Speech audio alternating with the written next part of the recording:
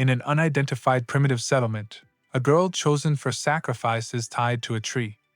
A black panther approaches her and places its paws on her body.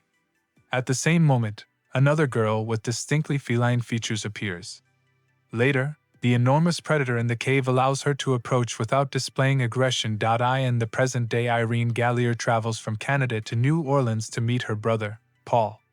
After the death of their parents, they ended up in different homes. Irene grew up with foster parents, while Paul spent most of his childhood in mental institutions. Now he serves at a church and lives with a Creole housekeeper named Woman. Later that night, prostitute Ruthie arrives at a roadside motel to meet a client named John, but instead encounters a black panther, which injures her leg.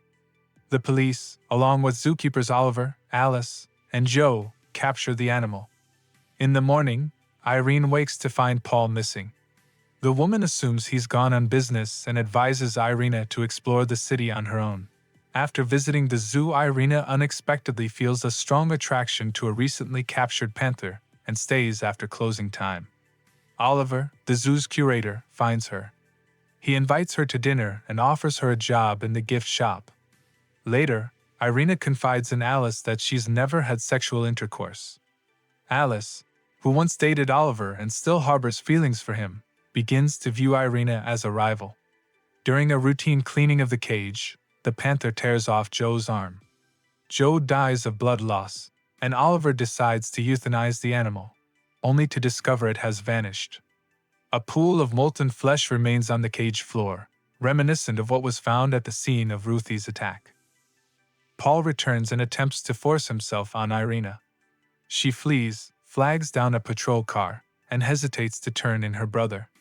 But a police dog detects a strong odor coming from the house, prompting a detective to be called. Shackles, bones, and the remains of numerous bodies are found in Paul's basement. The police suspect he is a serial killer, and the bodies were used as food for the panther. Oliver and Alice are brought in to investigate.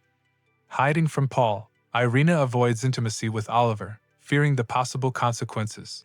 Paul returns to Irina and reveals their family's origins. They are descended from a line of wercats, and he was the escaped panther. He explains that mating with a human transforms them into predators, and only killing their partner allows them to return to human form.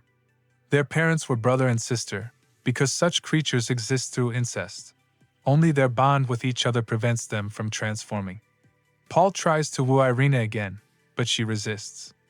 He transforms into a beast again, attacks Oliver, and Alice is forced to shoot him.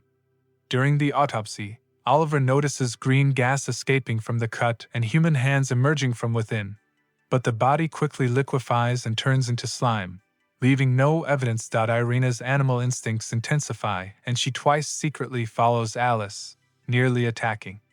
Later, Irina has sex with Oliver and transforms into a panther, but escapes without touching him. Later, she finds herself trapped on a bridge surrounded by police. Oliver arrives in time to see her jump. Understanding her route, he goes to a secluded lake house and finds her there. She has regained her human form, having killed the caretaker. Irina confesses her love for him but asks him to put her out of her misery. Oliver refuses, and she begs him to make love to her again so she can return to her true nature.